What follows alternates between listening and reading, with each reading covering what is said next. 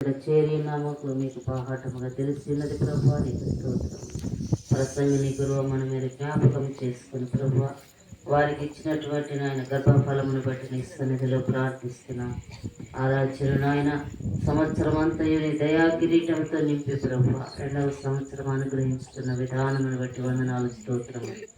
ఆ బిడ్డను ఏ విధముగా పెంచాలో తల్లిదండ్రులకు మంచి జ్ఞానము తెలివిని దయచేయండి. దేవుని దయ్యందును మనుషుల దయ్యందును వర్ధిల్లుటకు నీ కృపను దయచేయమని ప్రార్థిస్తున్నాను.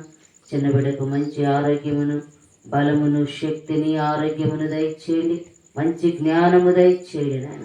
సుబుద్ధి కలిగినటువంటి బిడ్డగా ఉంచమని ప్రార్థిస్తున్నాం. సంఘములో నాయన ప్రత్యేకపరచమని ప్రార్థిస్తున్నాను. బిడ్డకు నీ దయా కిరీటమును దయచేయమని ప్రార్థిస్తున్నాను. ఇక్కడ ఉన్న ప్రతి ఒక్కరు బిడ్డను ఆశీర్వదించేటువంటి మంచి తలంపును దయచేయండి.